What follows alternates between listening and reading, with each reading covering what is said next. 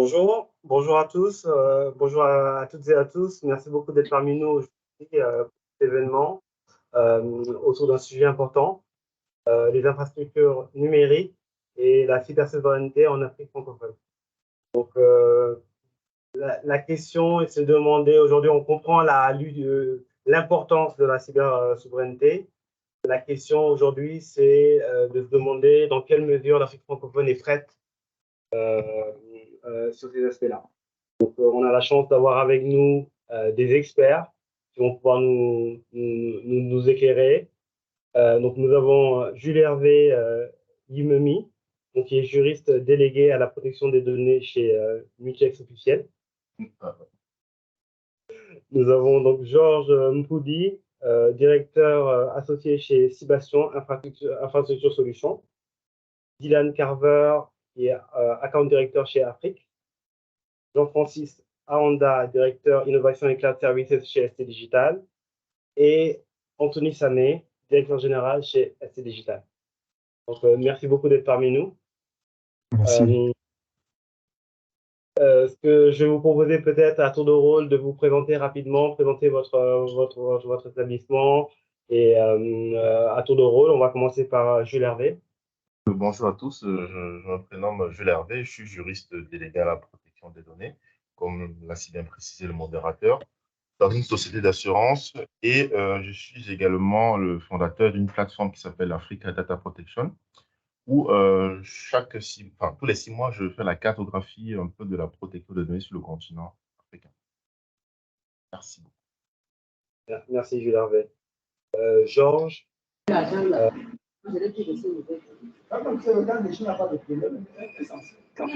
Oui, bonsoir à tous. Je suis Georges Mpoudi-Ngolet. Je suis le directeur associé de Cibastion Infrastructure Solutions et je manage également Diamond Business Technologies.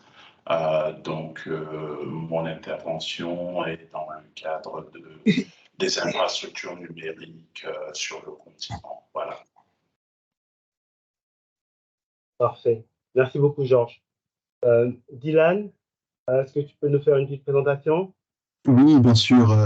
Bonsoir à tous. Dylan Carver, membre de l'équipe commerciale chez Afrix Telecom. Afrix Telecom AS 60 171, on est un opérateur panafricain avec une licence télécom et une représentation au Cameroun, mais aussi dans toute la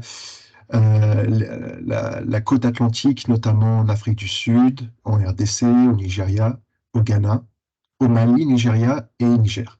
Burkina Faso, pardon. Et ce qu'on fait, on délivre des solutions de connectivité panafricaine pour les organismes multinationaux, mais aussi les opérateurs. Et on est spécialiste dans l'infrastructure numérique. Donc, on s'occupe vraiment au niveau de l'infra, comment la rendre plus accessible au niveau panafricain. Voilà. Merci beaucoup, Dylan. Jean-Francis, je vais faire une petite présentation. Alors, je suis Jean-Francis Aanda. Je suis en charge de l'activité Data Center et Cloud, ST Digital, et je dirige aussi le pôle innovation ST Digital. Merci Jean-Francis. Anthony? Alors, je suis Anthony Samé, je suis le directeur général de ST Digital.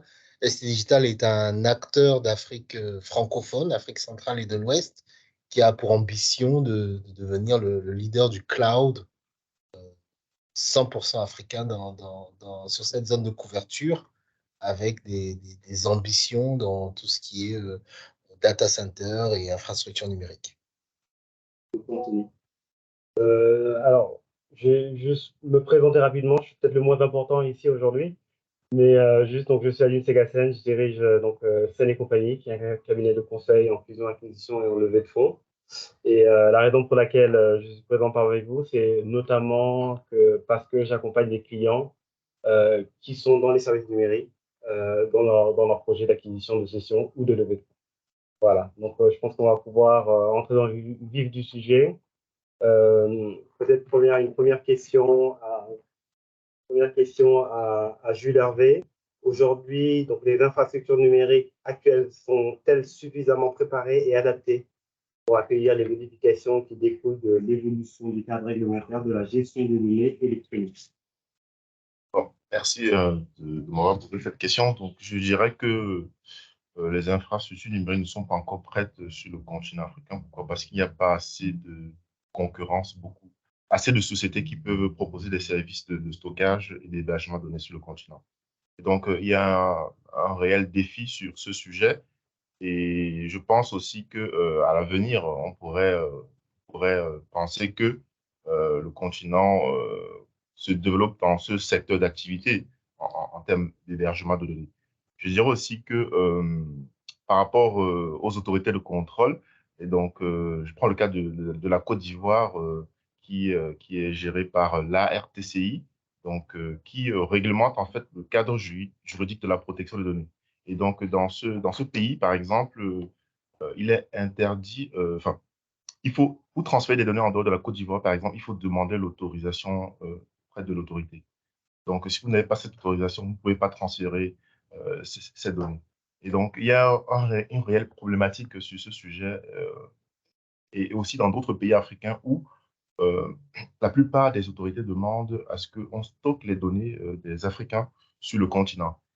Et donc, cela va peut-être pousser à l'avenir à la concurrence, à la création de sociétés qui proposent des services d'hébergement sur le continent, mais aussi des solutions d'hébergement, pas que d'hébergement, mais aussi d'infrastructures qui va pouvoir permettre une transparence au niveau du stockage des données. Voilà. Bernard, merci beaucoup, Jules Hervé. Peut-être que Georges ou Dylan peuvent nous donner peut-être également des éléments sur l'infrastructure, sur la télécommunication. Si vous le souhaitez. Hein. Oui, bien sûr, non, avec plaisir. Non, aujourd'hui, en Afrique, il y a vraiment une explosion numérique, c'est-à-dire une explosion au niveau dans certains pays, il y a vraiment des initiatives de création de data centers qui sont surtout présentes en Afrique australe, en Afrique de l'Est, en Afrique du Sud. Et c'est sûr qu'en Afrique centrale, il y a une vraie pénurie, il y a un vrai manque qu'il faut remplir. Et je pense que l'initiative qu'a fait ST Digital de créer un data center, ça crée, on va dire, l'empreinte qu'il va falloir ensuite poursuivre. Au niveau le seul message que j'aimerais faire parvenir, c'est qu'en Afrique, il y a quand même des câbles qui sont déjà présents et que ces câbles sous-marins, ils ont de la capacité qui n'est pas forcément congestionnée. Donc, il y a tout un travail aussi à faire sur le marché pour rendre cette capacité plus accessible au pays. Et c'est dans ça vraiment où on a un focus en tant qu'Afrique Télécom. Donc, l'avenir africain, il est garanti au niveau de l'infrastructure par rapport aux investissements étrangers, par rapport aux investissements africains.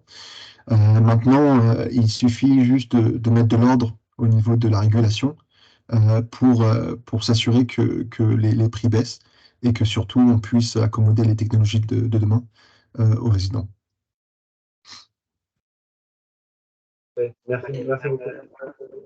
Oui, merci à Lyon. Je voudrais intervenir avec un angle peut-être un petit peu différent afin de parler en réalité de l'évolution culturelle. Parce que la question de savoir si les infrastructures sont prêtes, oui, elle est certes valide, mais la question que je me pose, c'est est-ce que les mentalités sont prêtes?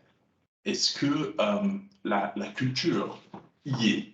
Parce que concrètement, nous avons aujourd'hui, si je prends le cas du Cameroun que je connais un petit peu, nous avons un certain nombre d'infrastructures numériques de base qui sont déployées. Si on regarde par exemple les data centers, nous en avons 6 qui sont opérationnels, ouverts au public aujourd'hui au Cameroun.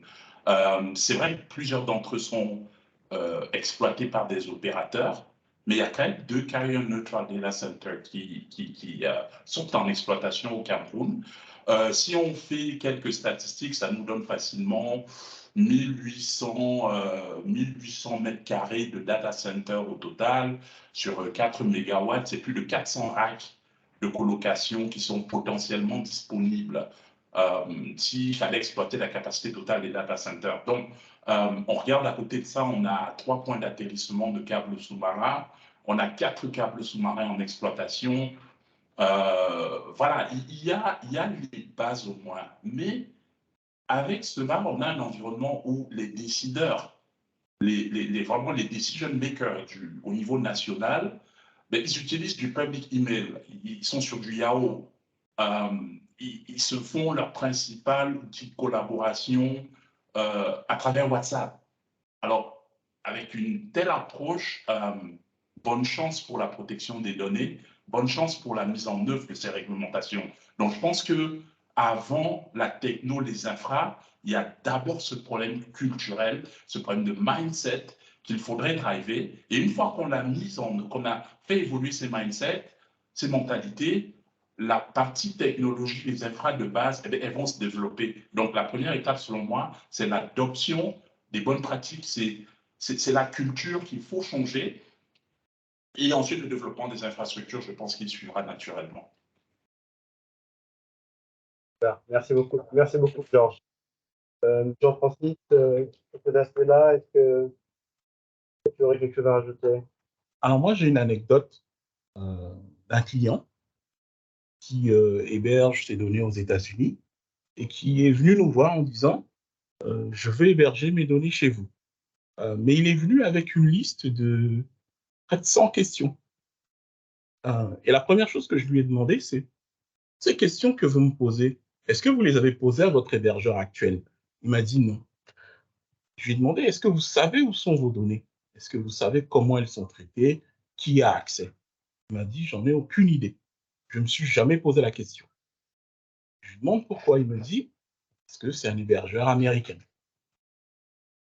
Donc, il y a ce problème un peu, comme l'a un peu mentionné Georges, de culture, où on va moins faire confiance à nous, opérateurs africains, parce qu'on va avoir cette espèce de suspicion qu'on va utiliser les données hébergées de nos clients à des fins commerciales ou autres. Or, on applique des standards qui sont des standards internationaux dans nos opérations qui aujourd'hui font qu'on est parfaitement compliant. Et souvent, on est même plus dur que ce que nous demande la réglementation. Et ça, c'est vraiment un problème de confiance vis-à-vis des clients dans nous, acteurs locaux, à opérer et être le garant de la protection des données de nos clients. Aujourd'hui, moi, opérateur de data center, si je reçois une injonction du gouvernement américain, ben ma première réponse va être non. Si les données sont hébergées au Cameroun, je réponds à un juge camerounais, point. Mais aujourd'hui, un opérateur américain ne fait pas ça. S'il reçoit une injonction du FBI, la première des choses qu'il va faire, c'est qu'il va donner vos données, tout simplement. Et ça, aujourd'hui, il faut que tout le monde ait conscience que le débat n'est pas est-ce qu'on est prêt, est-ce qu'on a les infrastructures ou pas. On a des problèmes d'infrastructure, on a des problèmes de base, certes, mais pour moi, aujourd'hui, je considère qu'on est prêt pour héberger le volume de données actuelles qui sont des services de base, que ce soit financiers, des plateformes paiement, des sites web, des ERP. Le choix est très large, mais on est capable aujourd'hui d'héberger en toute sécurité et avec le même niveau de disponibilité que si vous étiez hébergé en Europe, aux États-Unis ou ailleurs, en Asie. Et surtout, moi, aujourd'hui, au vu de l'actualité, je peux, moi, en toute quiétude, dire je suis garant de la sauvegarde de vos données. Alors, merci beaucoup. Avant de passer à la question suivante, mais la problématique, est-ce qu'elle est au niveau de la communication, au niveau de la formation? On a un ensemble. Oui. On a des problèmes de communication parce que nous, on communique, mais on n'a peut-être pas la portée qu'aurait une communication je dirais, un projet plus large, drivé par un État, par des États, pour encourager l'usage d'hébergement, de solutions de messagerie locales. Comme l'a dit Georges, par exemple, la messagerie, c'est la base. Vous ne pouvez pas dire « je veux de la souveraineté » quand 80% de vos staff utilisent des adresses email Yahoo. Ça, c'est très simple. Et aujourd'hui, nous, on est capable de vous offrir des solutions d'hébergement. Je ne fais pas de la publicité pour mes services, vous pouvez les acheter ailleurs, mais ces services de base aujourd'hui, ils sont très peu utilisés. Alors, vous allez avoir peur qu'on vous vole vos données, mais vous ne savez pas ce que celui qui est actuellement sur vous fait. Et il ne se cache pas pour les utiliser, que ce soit à des fins commerciales ou à des fins de guerre économique. Ça, il faut que les gens en aient conscience. Donc, il y a vraiment un ensemble, un besoin de communiquer, un besoin d'accompagner le public à, je dirais, se saisir des infrastructures qui sont actuellement disponibles. Mais pour moi, je pense que de base, on a besoin des États pour nous accompagner à avoir une tarification adaptée. Et ça, il nous faut plein de choses. Un prix gros adapté sur la bande passante, des réductions sur des choses de base comme l'électricité. Aujourd'hui, si je suis acteur de data center en France, je vais avoir un tarif d'électricité adapté qui va me permettre de commercialiser des services. Aujourd'hui, j'opère un data center au Cameroun, c'est une moyenne de 15 à 20 incidents énergétiques par jour. Ce coût-là, je suis obligé de le répercuter, du gasoil, le coût de la maintenance, je suis obligé de le répercuter sur la tarification qu'on va faire à les clients. Donc, il faut que les États aient conscience de ça et nous accompagnent avec, pourquoi pas, des exemptions de taxes, de la détaxe sur du matériel, pour nous permettre d'investir et de déployer. Ces data centers-là, ils ne vont pas naître de tout ça. Et surtout, si vous voulez que les acteurs qui soient au centre de ces data centers qui sont en train de naître soient africains. Ça, c'est très important. Merci beaucoup, Jean-Francis. C'est vraiment très intéressant. Aujourd'hui, dans le contexte de la résurgence des tensions diplomatiques à l'échelle mondiale, on voit en Europe, on voit en Afrique également, quelles mesures doivent être prises pour garantir la cybersouveraineté des États africains? Anthony, peut-être, est-ce que tu peux nous éclairer là-dessus? Alors, moi, je voudrais bien recentrer le débat un peu sur cette notion de cybersouveraineté. Aujourd'hui, on entend cloud souverain partout. Ça veut dire qu'il y a le cloud souverain polonais, le cloud souverain français. Il y a un certain nombre de thématiques autour du cloud souverain. Et quand on prend un peu de recul, il y a 15 ans, on découvrait comment c'était magnifique le cloud. Et là, il y a une espèce de retour en arrière sur chacun des pays à poser une notion de souveraineté à son cloud.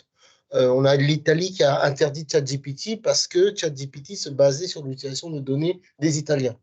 Et donc, on ne peut pas utiliser les données de mon pays à des fins de modèles, à des fins d'intelligence artificielle, sans mon consentement et sans être dans mon cadre légal. Donc, on voit bien qu'aujourd'hui, on est passé à une nouvelle ère de l'Internet, une nouvelle ère de la gestion de la donnée. C'est en raison des tensions diplomatiques mondiales. Bien sûr, on a vu sur, moi j'appelle ça la bombe atomique du nucléaire. C'est pendant le conflit ukrainien, les autorités américaines, sous le couvert du Cloud Act, ont demandé à Google, à Microsoft d'arrêter de travailler en Russie et avec la Russie. À un moment, on s'est dit, et ça a duré 24 heures, un petit aller-retour assez compliqué, et dire, OK, il faut donc éteindre tous les comptes Gmail en Russie. À partir de là, Google a dit, attention, si je fais ça, c'est la fin de mon business model. Je switch off peut-être la Russie, mais plus personne ne va garder un compte Gmail parce qu'il y a un conflit. Donc, ils ont eu un compromis sur ce conflit diplomatique en disant, OK, on va enlever nos équipes de Russie, on va arrêter d'avoir des activités commerciales, mais on va servir nos clients russes. Néanmoins, on est passé à côté de ça. C'est un peu la guerre de Cuba version année 2020. Et la question s'est donc posée de dire, OK, ça va arriver. Qu'est-ce qu'on fait maintenant pour préserver notre souveraineté? Notre souveraineté numérique devient un vrai problème de souveraineté parce que l'arrêt des systèmes numériques, c'est l'arrêt des pays. Donc, c'est une vraie question de sécurité nationale. Et donc, quel est le cadre légal pour exercer ça? Quelles sont les réformes et les projets techniques qu'on fait pour accompagner ça? On voit par exemple sur l'initiative, là, il y a un contrat de Sopra Steria sur le cloud souverain en France, où ils vont aller jusqu'au point de dire, OK, les données doivent être locales sur des logiciels locaux. Et on est en train d'articuler ça, et on voit bien même dans les domaines de notre ami Dylan de Afrix, où certains opérateurs ne veulent pas passer sur des fibres optiques sous-marines chinoises. Donc, il y a des vrais enjeux de diplomatie qui ont une conséquence sur la technologie, une conséquence sur l'infrastructure. Moi, je ne suis pas tout à fait en aliment avec Georges sur l'aspect où il dit on a des infrastructures qui sont prêtes, mais il y a un problème culturel. Je dis, on est déjà dedans, on est dans les problèmes, les infrastructures ne sont pas prêtes, la culture n'est pas prête, et souvent le cadre légal n'est pas non plus mature. Donc à un moment donné, il faut d'une certaine façon qu'on se réveille, parce que les enjeux sont déjà là. Et ce sont des enjeux civilisationnels, puisque aujourd'hui on est sur une révolution numérique à laquelle il n'est pas permis de passer à côté. Et donc, l'enjeu est là, et sur plusieurs éléments de gouvernance, de décision, de stratégie, on n'y est pas. Et c'est une vraie sonnette d'alarme et une vraie situation très, très inquiétante, parce que la fenêtre de tir, c'est de 5 à 10 ans. Aujourd'hui, quand on voit ce qui se fait sur l'intelligence artificielle, quand on voit ce qui se fait sur toutes ces infrastructures et tout le potentiel, il faut se réveiller parce qu'on n'est pas prêt à aucun des niveaux. Merci Anthony, mais peut-être, étant donné que tu n'es pas complètement aligné avec Georges, peut-être que Georges a un mot à dire sur cette question également.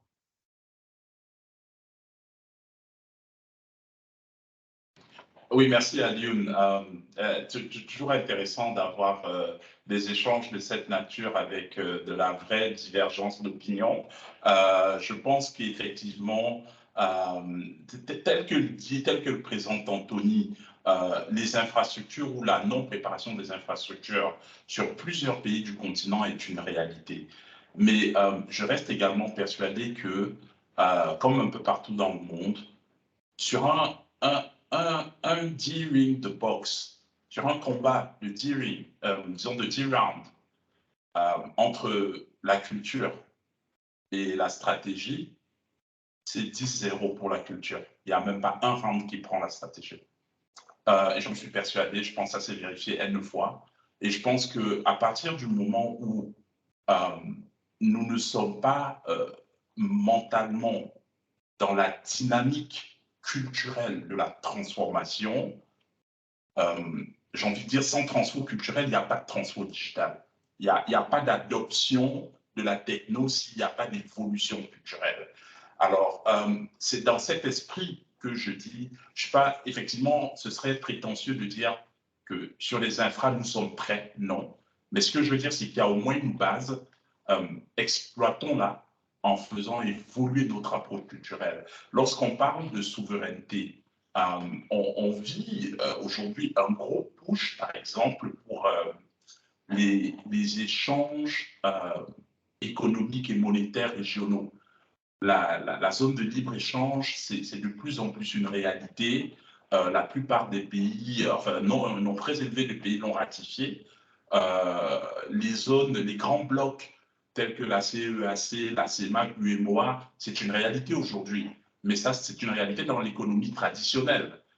Alors, si on regarde l'économie numérique, par contre, on revient rapidement, comme l'a dit Anthony, sur les points de souveraineté nationale, alors qu'on pourrait être en train de regarder aujourd'hui des souverainetés supranationales ou régionales qui permettraient d'avoir moins de barrières. Et si on a un data center, je dirais, je caricature, d'Afrique centrale, il pourrait aisément servir l'ensemble des pays de la CEMAC. Nous avons aujourd'hui, sur un pays central, dans l'Afrique centrale comme le Cameroun, on a plus de 12 000 km de fibre optique qui maillent l'ensemble du territoire. On a des interconnexions transfrontalières avec au moins le Tchad, le Congo, bientôt la République centrafricaine. Donc, on peut aujourd'hui imaginer, si les infrastructures physiques sont là, leur exploitation en termes d'interconnexion afin de donner l'accès c'est une même zone économique, c'est une même monnaie qui est utilisée, donc une même zone monétaire. Il y a des possibilités d'aller regarder une approche de souveraineté régionale plutôt que nationale, qui est un peu restrictive. Voilà, donc ce que j'essaye de dire, c'est que les infras, il y a quand même au moins de quoi commencer, mais il est impératif que les decision makers, que nos décideurs, commencent à embrasser cette transformation et plusieurs actions suivront et naturellement, le développement devra suivre. Les points d'échange Internet, les business exchange points, la suite suivra s'il y a au moins un premier élan qui est impulsé par le haut et qui vise vraiment à maximiser et créer les bases pour cette économie numérique sous-régionale ou régionale ou comment on va l'appeler. Merci beaucoup, Georges. Justement, on parle de data center. On sait que l'énergie, l'accès à Internet sont des points cruciaux. Aujourd'hui, est-ce que le coût élevé de l'énergie et de l'Internet représente un obstacle significatif au développement des écosystèmes numériques en Afrique francophone? Jean-François, qu'en penses-tu? Un frein, complètement. Aujourd'hui, on a énormément de mal à faire passer, entre guillemets, au cloud beaucoup de nos clients régionaux pour des raisons de coût, tout simplement. Alors, le coût de la bande passante, je vais vous prendre un exemple. Si je dois faire une solution de sauvegarde entre deux sites, entre le Cameroun et la Côte d'Ivoire, la tarification de la bande passante, elle est à un prix exorbitant. Or, aujourd'hui, pour faire transiter des gros volumes de données, vous avez des besoins énormes en bande passante. Donc, il y a cette problématique-là aujourd'hui d'avoir une tarification adaptée pour les échanges, pas seulement aujourd'hui. Nous, on pousse vers cette régionalisation, comme l'a expliqué Georges. On travaille vraiment sur des solutions souveraines avec un site au Gabon, un site en Côte d'Ivoire, un site au Congo, pour permettre d'avoir des solutions hautement disponibles tout en restant dans nos cadres régionaux. Aujourd'hui, j'ai des clients du Togo pour lesquels j'assure des sauvegardes en Côte d'Ivoire. Donc, au niveau réglementaire, je suis totalement compliant. Mais les clients, la réponse des clients aujourd'hui, c'est ça coûte extrêmement cher. Moi, aujourd'hui, je ne fais que répercuter les coûts de bande passante qui me sont facturés par les opérateurs. Et sur l'aspect de l'énergie, c'est 80% des incidents. 80% des incidents, ça représente, vous allez vous retrouver avec 20 à 30 interruptions de fourniture sur une période de 24 heures. C'est énorme. Ça veut dire quoi? Ça veut dire que vous devez avoir un certain nombre de mesures de protection. Nous, sur la majorité de nos sites, on a un minimum de 3 groupes électrogènes pour assurer cette fourniture permanente de l'énergie. On a en plus de ça des batteries de secours. Donc, vous imaginez l'investissement. Il faut du carburant en permanence. Dans beaucoup de nos pays, on a de façon périodique des ruptures dans la fourniture de carburant. Vous devez avoir des mesures et des contrats pour vous permettre de garantir cet approvisionnement permanent en carburant qui a un coût. On ne le paye pas de façon détaxée à un prix très bas. On a cette problématique-là. Et toute la problématique de gestion et de maintenance de ces infrastructures-là pour garantir cette haute disponibilité, c'est aujourd'hui le principal frein. Et vous allez vous rendre compte aujourd'hui que tout ça, le client, il va vous dire très simplement, la solution d'hébergement que vous me proposez à Douala, à Abidjan ou à Libreville, elle me coûte, après un tarif, je vais facturer 400 € par mois. Bah, si j'héberge aux États-Unis chez tel hébergeur, ça va me coûter 120 €. Vous allez lui expliquer que, bah oui, mais moi, je paye du carburant très cher, je paye le coût de l'électricité à un tarif très élevé, je paye toutes les mesures de secours parfois des batteries, parfois du solaire en complément. Et ça, le client, il ne le voit pas parce que sur nos marchés, il faut bien voir que tous nos clients sont extrêmement sensibles au prix. Donc, la moindre variation, on a souvent on est sur des marchés où parfois on a des augmentations de prix. Vous avez trouvé ça étonnant? Comment est-ce que sur un marché où la consommation de bande passante augmente, on arrive à vous augmenter le tarif, alors qu'aujourd'hui, on devrait être sur des baisses de tarifs. Ça, les clients, ils ne comprennent pas. Ils ne comprennent pas que, effectivement, en France, c'est facile d'acheter une capacité d'1 giga, et au Cameroun, c'est la croix et la bannière pour avoir un tarif abordable. Donc ça, c'est vraiment des freins à pouvoir avoir des offres abordables et donc faire venir, ce qui fait qu'aujourd'hui, la majorité de nos clients sont vraiment des clients pour qui la haute disponibilité est impérative. Les opérateurs de services financiers, des banques, des très grandes entreprises, certaines administrations pour leur site de secours. Donc, pour pouvoir descendre à l'échelle de servir plus de clients, notamment des PME, il faut qu'il y ait cet effort-là sur ces intrants que sont la bande passante et l'énergie. Ajouter un élément important par rapport à la disponibilité, c'est que sur le plan réglementaire, lorsque les données ne sont plus disponibles, c'est considéré comme une violation de données et donc il faut notifier à l'autorité de contrôle. Donc, c'est des sanctions qui peuvent tomber aussi. Donc, voilà, c'est ce que je voulais rajouter par rapport à ça.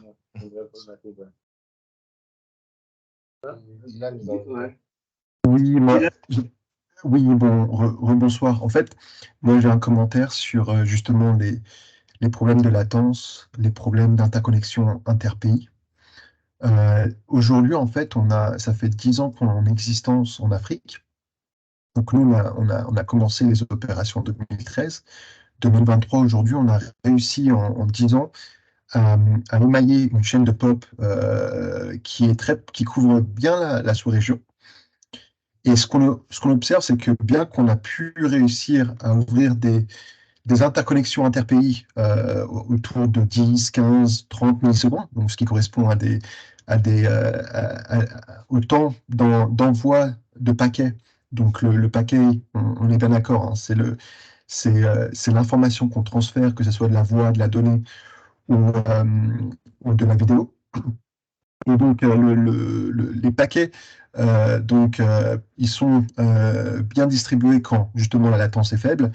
En Afrique, pour pouvoir générer du volume d'envoi de ces paquets, il faut qu'on puisse accéder à des interconnexions de haut débit. Et justement, le souci de ces interconnexions, c'est que Afrique a réussi à émailler avec des capacités de faible débit. Donc, on est autour de maximum 1 giga. Et si vraiment on veut vraiment voir justement cette homogénéisation des transferts de données interpays, comme vous l'avez bien souligné, il est important que le coût de la bande passante diminue. Et ça ne peut passer que à travers justement un changement des textes, on va dire, juridiques qui couvrent la régulation. Notamment l'apport d'un écosystème où la compétition est plus, on va dire, bienvenue. Et ceci va répondre à une des carences que vous avez, on va dire, exposées. Le souci qui est, on va dire, derrière tout ça, c'est que là, c'est vrai que l'infrastructure africaine, elle est relativement jeune, mais même si elle est jeune, il y a quand même des volontés, je pense, de garder, on va dire, un écosystème qui est plus protectionniste que libéral dans la livraison de services, de contenu à l'écosystème d'opérateurs. Donc, c'est là où nous, on va dire, Afrique, on intervient, c'est notre cœur de métier. Et c'est vrai que donc chaque jour, nous, chez Afrique, on se bat contre ça. On négocie avec les opérateurs qui sont les prestataires, on va dire, en Afrique. Et en Afrique centrale, on voit bien qu'il y a toujours un stade qu'il va falloir dépasser pour que vraiment, on va dire, les data centers puissent, on va dire, prendre leur envol. Et, donc c'est vrai qu'on parle de régulation, on parle d'un écosystème qui doit se libéraliser. Et moi, je dirais aussi que je confirmerais, l'infrastructure, elle est déjà là. Donc, il y a pas vraiment, il y a rien à créer aujourd'hui. Il y a peut-être, il y a des législations à remettre en place. Il y a une refonte de la mentalité. Donc, c'est vrai que culturellement, ça se rejoint. Tout est connecté. Et puis derrière, le problème de l'énergie, ça, c'est quelque chose que je ne peux pas répondre. Là, je vous appelle depuis l'Afrique du Sud, hein. Je suis à Johannesburg et je suis sur les générateurs de mes hôtes. Et c'est sûr que si on ne résout pas ces problèmes d'électricité, l'Afrique va aller nulle part. Donc, je ne peux que approuver tous ces échanges. Merci beaucoup, Dylan. C'est vrai qu'aujourd'hui, donc, donc, le constat, en tout cas, qui est partagé par certains, en tout cas, donc, c'est que les infrastructures, l'écosystème numérique aujourd'hui est prêt, mais on voit des innovations dans les nouvelles technologies, on voit des innovations, on parle d'intelligence artificielle, on parle de crypto-monnaie, du Web 3.0. Aujourd'hui, est-ce que l'infrastructure est en mesure était suffisamment préparée, est-elle en mesure de suivre ces innovations? Dylan, peut-être pour continuer un petit peu sur ce sujet. Ben, ce que je pourrais commenter, parce que je suis plus moi j'évolue plus dans le caractère B2B et interopérateur que directement avec la population. Mais c'est vrai que aujourd'hui l'infrastructure, elle est scalée.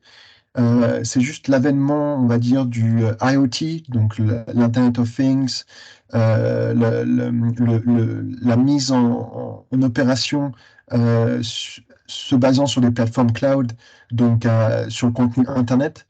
Tous ces éléments, en fait, poussent en fait à un changement, on va dire, de l'utilisation de l'infrastructure télécom. Mais à côté de ça, derrière, voilà, on reste encore sur les problèmes de thématiques, donc d'évangélisation, de prix standard, d'accès. Et donc, en fait, tout ce qui est crypto-monnaie, ça va prendre son envol, quelle que soit, on va dire, la législation qui est en place. Puisque cette crypto-monnaie, elle est accessible relativement simplement à travers un smartphone. Et c'est vrai qu'en Afrique, pas tout le monde a des smartphones, mais quand même par rapport à, on va dire, à ce qu'on pourrait imaginer, bon nombre d'Africains a déjà accès à Internet, même si c'est pas les débits qu'on pourrait s'attendre en Europe ou ailleurs.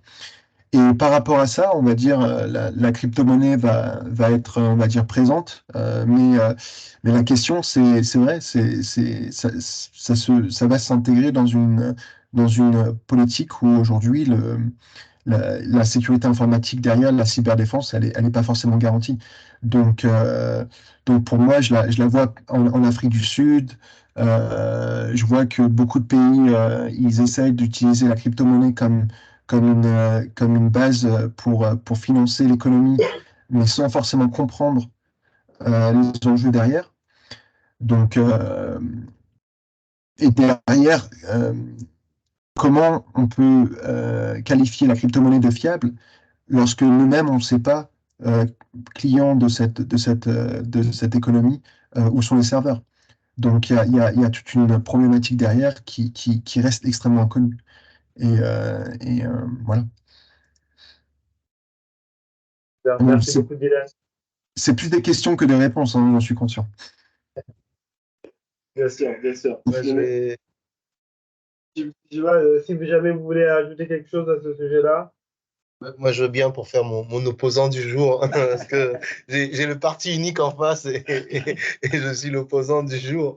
Mais pour moi, là encore, sur ce débat de la souveraineté, de cybersouveraineté, sur ce débat de est-ce que nos écosystèmes numériques sont prêts, et toute infrastructure a toujours plusieurs composants. Il y a un composant réglementaire. Aujourd'hui, il y a encore 3 ou 4 pays en Afrique qui n'ont pas de cadre RGPD. On a parlé de la loi RGPD sur la Côte d'Ivoire, mais le Cameroun n'en a pas. Le Soudan du Sud n'en a pas. On est encore à 3 ou 4 pays qui n'ont juste pas de loi. À partir de là, dès que le cadre réglementaire n'est pas là, c'est déjà un problème de fond. Parce que même pour un opérateur économique ou un opérateur indépendant qui voudrait créer quelque chose, il ne s'appuie sur aucun cadre réglementaire. Il fait appel à ce qu'il peut penser que le cadre réglementaire sera. Donc c'est un premier problème de fond. Si je n'ai pas de cadre réglementaire qui préempte ce que sera l'intelligence artificielle, si j'avais pris des risques sur la crypto-monnaie et que, comme la BEAC l'a fait l'année dernière, interdire la crypto-monnaie sur la zone, c'est une faillite. Donc, c'est vraiment, le cadre réglementaire, il y a des carences graves. Après, sur le deuxième point, il y a un cadre de gouvernance. On n'a pas besoin que l'ensemble de la population soit culturellement prêt, mais on a besoin qu'au niveau de la gouvernance, il y ait des orientations fortes dans un sens. Et là, on n'est pas sur, on va dire, on est sur une poignée de personnes dont on doit attendre de prendre les bonnes décisions et de mettre en place le bon cadre de gouvernance. On n'est pas sur, on n'a pas besoin d'une révolution culturelle sur l'ensemble des esprits. On a vraiment que des leaders entraînent dans une direction pour lesquelles ils sont là en place pour nous mettre ce cadre de gouvernance et qui va dire la loi c'est ça, pour qu'on ait plus d'internet, on va aller vers tout ce type d'accord, on va libéraliser le secteur, on va pas donner de monopole à tel endroit, il y a un certain nombre de choses qui sont le cadre de gouvernance. Après qu'on arrive sur le cadre technique, là encore, on ne peut pas dissocier, quand on parle de cadre technique, je ne peux pas dissocier le fait que j'ai des points de fibre optique avec le fait qu'il y ait des moments où j'ai 3 semaines sans électricité. Si j'ai pas d'électricité, mon câble, mon site de fibre optique n'a pas une valeur suffisante. Donc là aussi, je mets un gros bémol sur l'infrastructure technique. Donc voilà, je veux un peu réagir sur cet élément-là en disant on n'est pas complètement prêt pour ces révolutions-là. Et là où je peux rajouter un peu de positivisme, c'est qu'il n'y a pas beaucoup de choses à faire, mais il faut les faire. Et tant qu'elles ne sont pas faites, je ne pense pas qu'on puisse tirer ou capter le bénéfice de ce potentiel de croissance. Et pire, on se met en retard. Une question. Alors, si je t'écoute, ça veut dire que l'absence de cadre réglementaire, on doit attendre. Ce qui sera un frein à l'innovation et un peu ce qu'on est en train d'essayer de pousser. C'est pas justement à nous de pousser pour la mise en place de ces cadres réglementaires-là, tout en essayant de développer des activités, des services dans ces domaines-là. Je prends l'exemple de l'intelligence artificielle. Nous, on le teste en interne, sur un tout petit pilote, dans un cadre très fermé. Mais aujourd'hui, si je dois me dire que je dois attendre l'existence d'un cadre réglementaire sur l'intelligence artificielle qui n'existe pas, ça m'empêche, moi, d'innover et de pouvoir proposer des services innovants à ma clientèle. Alors, c'est juste un coût. Pour moi, c'est une question de coût à la fin de la journée. Et je pense qu'à un moment donné, il faut dissocier l'opérateur politique, l'opérateur économique, de l'homme politique, du citoyen, et chacun doit jouer sa partition. C'est pour ça qu'on parle d'écosystème. Dans cet écosystème, il y a des députés qui ont donné des mandats d'élection et qui sont là pour voter des lois et mettre des lois en place. À côté de ça, il va y avoir un opérateur économique qui va prendre une décision d'investissement. Cette décision d'investissement, en l'absence de cadre réglementaire, elle lui coûte plus cher. Et il prend un risque plus important. C'est tout. Donc, à partir de là, je ne pense pas que le point est de dire est-ce que je dois attendre que la loi vienne ou pas. Le point est de dire que mon investissement est plus cher et plus risqué en l'absence de loi. Et à partir de là, si j'ai l'opportunité d'aller sur un autre pays, j'irai sur un autre pays et pas sur cette destination-là. Mais c'est juste les effets de domino de chacun. Et je ne pense pas qu'il faut pousser sur l'opérateur économique la responsabilité de mettre en place la loi ou d'influencer la loi. La loi, elle est mise en place par des députés. C'est en tant que citoyen qu'on peut parler à nos députés et à nos députés de faire avancer la loi. Mais vraiment, on n'y arrivera pas si n'y a pas cette partition collective d'écosystème. Et c'est pour ça que je remercie Aline d'organiser ce débat, parce qu'il fait partie de ça, quoi. non, c'est très intéressant, mais donc, quelque part, le cadre réglementaire va favoriser le développement des infrastructures. Donc, en fait, quelque part, il y a la possibilité de mettre en place un cadre réglementaire, va rassurer les investisseurs parce que, quelque part, enfin, voilà. Ou pas s'il n'est pas adapté. S'il n'est pas adapté. Aussi. Donc, il faut avoir le bon cadre réglementaire. Oui. Après, la question, c'est aujourd'hui, les usages qu'on va avoir vont également évoluer. Et donc, est-ce que le cadre réglementaire, il peut deviner ce qui va les innovations qui vont être créées en amont? Donc, c'est plutôt une certaine flexibilité qu'il doit avoir pour s'adapter. Oui. Georges, merci à vous. Oui, je vous entends parfaitement. Je voudrais chip in, puisque j'ai avec Anthony un bon opposant aujourd'hui. Je pense que c'est bien qu'on ait l'échange. Alors, ce que je voulais dire, c'est qu'effectivement, là où je rejoins entièrement son propos, c'est sur le cadre réglementaire avec un grand R. Vraiment, de manière globale, lorsque nous devons considérer la problématique des infrastructures numériques qui a été posée tout à l'heure, et que nous regardons sur un pays comme le Cameroun, je reviens sur celui que je connais bien, on a un environnement où il y a un monopole d'exploitation de la fibre optique vers un seul opérateur. Donc, c'est un cadre réglementaire qui impose cet état de fait. Et de facto, un data center carrière neutral a du mal à se déployer s'il ne peut avoir que la fibre d'un opérateur qu'il connecte. Mais au-delà du monopole de fait, il y a aussi la question du pricing qui a été évoqué tout à l'heure. Et je crois que Jean-Francis l'a dit, les tarifs d'interconnexion internationale ou même régionale ou même nationale sont très élevés. Mais on vient aussi du fait que le modèle réglementaire impose du lease comme seul modèle de commercialisation de la fibre. Et de là, la question du coup devient, j'ai envie de dire, elle n'est qu'une conséquence de ce modèle.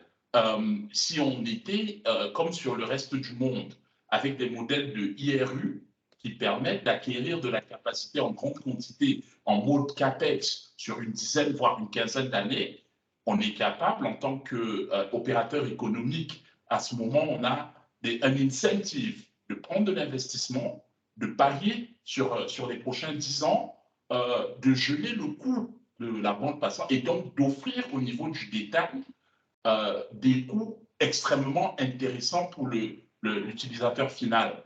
Aujourd'hui, ces modèles ne sont pas disponibles sur certaines de nos géographies et donc l'opérateur est obligé d'aller acquérir sa bande passante en mode lease, en mode location mensuelle. Et tant qu'on reste figé sur ces modèles-là, même si on était ouvert à la compétition, je pense que même s'il y a 5 opérateurs de fibre, si les IRU ne sont pas disponibles, la compétition, le levier de la compétition ne sera pas aussi fort qu'il pourrait l'être. Ce sera déjà mieux, mais il reste à aller plus loin et un cadre réglementaire plus global peut adresser ces problématiques-là. Donc des modèles de vente plutôt que uniquement du coût de la vente. Donc, je voulais juste rajouter cette dimension qui tend à soutenir le propos d'Anthony, qui veut que le cadre réglementaire se doit absolument d'évoluer si on veut supporter une économie numérique qui va chercher du 10% des GDP de nos pays, quoi. Bien. Merci beaucoup, Georges. Je pense qu'on arrive à la fin de nos sujets. On va ouvrir les questions. Donc, on arrive un peu à la fin de notre échange. En conclusion, on va dire que les infrastructures sont prêtes ou sont en mesure de pouvoir accueillir un petit peu les innovations et les flux numériques. Aujourd'hui, il faut que le cadre réglementaire s'adapte. Il faut que la fourniture d'énergie et d'Internet s'adapte également. Mais on a de quoi avancer avec la base que l'on a, on va dire. Peut-être maintenant ouvrir, répondre à quelques questions du public. Alors, comment on peut fonctionner? Ouais. Fabrice, est-ce que tu peux faire le modérateur pour prendre 3 questions du public? Oui, bien sûr. On a une première question de M. Armand. Vous avez parlé de la demande des USA qui ne serait pas recevable sur le plan local, mais dispose donc de la technique ou de la technologie qui ne dépend pas des USA. En d'autres termes, pardon, ont-ils les moyens de vous pénaliser sur le plan technique? Alors, c'est une bonne question que je laisserai peut-être Jean-Francis compléter. Moi, je voudrais juste donner le point de vue légal. Les États-Unis ont ce qu'ils appellent le Cloud Act, qui est la loi qui régit la gestion des données sur le cloud et donc de leurs entreprises. Ce Cloud Act est valable pour les data centers situés aux États-Unis et pour les opérateurs américains dans leurs data centers situés hors des États-Unis. Et c'est ce Cloud Act-là qui régit un ensemble de données personnelles. Par exemple, on a eu des débats sur les données qui sont sur vos iPhones. Ils sont aussi sous le Cloud Act. Donc, c'est cette loi-là qui régit ces données-là. Maintenant, d'un point de vue légal, sur des pays comme la Côte d'Ivoire, où nous avons un data center avec des données que nous hébergeons de clients, il y a également un cadre légal qui est la loi ivoirienne. Est-ce que techniquement, si une des personnes pour qui on héberge les données a un problème avec une entité juridique américaine, nous ne sommes pas une entité juridique américaine, donc nous ne sommes pas soumis au Cloud Act. Après, est-ce que sur un point de vue technique, il peut se passer des choses à partir du moment où les infrastructures ivoiriennes ne dépendent pas de fibre optique sous-marine américaine ou d'équipements américains? A priori, non. Mais on a bien vu, par exemple, sur les débats autour de Huawei aux États-Unis, que si j'ai des routeurs Cisco, on pourrait a priori même m'imposer le Cloud Act à travers mes routeurs Cisco et mes logiciels Microsoft. Donc ça va très loin. C'est vraiment le gros débat de la souveraineté globale qui est en train de rentrer à un niveau de granularité qui rentre vraiment sur le point de la souveraineté numérique de chacun des États. Il y a un enjeu au niveau de l'hébergement, mais aussi logiciel et matériel. Je vois que, Jean-Francis veut dire un mot, mais je vois également que Georges lève la main. Je ne sais pas si c'est sur cette question-là ou si c'est la question d'avant. Mais Jean-Francis, éventuellement, si tu veux rajouter un mot. Alors, bon, juste techniquement, pour préciser, Tony a précisé sur le cadre légal, effectivement, on n'est pas soumis au Cloud Act. Techniquement, sans entrer dans les détails, ça serait impossible à un acteur américain de nous contraindre d'accéder par une porte dérobée à nos données. On a une architecture et un mode de fonctionnement qui nous protège de telles tentatives ou autres actes malicieux. On est vraiment, nous, on a pleinement conscience des situations et des cas d'usage possibles, et on a, je dirais, une architecture et un mode de fonctionnement qui nous permettent de garantir à nos clients d'avoir la souveraineté sur leurs données. Ça veut dire que, effectivement, on ne fait aucun traitement, on ne fait aucun transfert hors des zones d'hébergement sans le consentement du client ou pour quelque usage que ce soit autre. Ça, on est vraiment très, très strict là-dessus. Jean-Francis, on va peut-être prendre encore 2 questions. Je ne sais pas si on a le temps. Au moins une dans un premier temps et on va voir. Fabrice, une autre question? Oui, merci pour vos interventions. Est-ce que votre entreprise bénéficie d'un soutien financier pour faciliter votre déploiement quand on sait que votre business s'inscrit dans une problématique de souveraineté? Non. Malheureusement. La question suivante. Ne nous fâchons pas. D'autres questions. Quelle est la part des gouvernements africains dans le digital? ont-ils conscience des enjeux? Mettent-ils les moyens nécessaires pour rester accrochés au wagon? Ont-ils une stratégie locale, globale sur ces sujets? Quelle est votre stratégie pour les encourager à vous soutenir, à créer des cadres juridiques pour vous accompagner? Peut-être sur le cadre réglementaire, Ouais. peut-être. Il y a certains pays africains qui sont très avancés sur le sujet hein, par rapport à la protection des données. Sur les 54 pays africains, il y a 32 pays qui posent une loi dédiée à la protection des données. Donc, voilà, pour le Cameroun, il n'y en a pas encore, hein, voilà. Mais il y a des dispositions par rapport à la loi de 2010 qui précise déjà ce que c'est qu'une donnée à caractère personnel. Et donc, il y a un cadre réglementaire, mais ce qu'il faut encore, c'est qu'il faudrait aussi créer, c'est-à-dire qui vont se charger de faire appliquer la loi. Parce que sans autorité de contrôle, la loi ne servira à rien. Voilà. Alors, juste en complément, je voudrais dire qu'il y a quand même des pays qui sont en avance. On a vu les déclarations du Maroc sur le cloud souverain au niveau du Maroc, où il y a un certain nombre non seulement de lois, mais aussi d'initiatives, parce que le cadre réglementaire va aussi cadrer des investissements. C'est pour ça que les deux sont liés. On voit bien ça dans les infrastructures. Sur, par exemple, l'énergie, le cadre de loi le cadre de règlement va aussi dans un encouragement des investissements. Je libéralise et je crée j'attire des investisseurs pour faire des barrages. Les deux vont ensemble. Et il y a des pays qui sont plus en avance que d'autres. On a vu sur le Kenya, sur le Rwanda, sur le Ghana, sur le Nigeria, des pays qui sont en train de mettre en des réformes importantes. Sur l'Afrique francophone, je pense qu'on va avoir la Côte d'Ivoire et le Sénégal qui ont des initiatives publiques.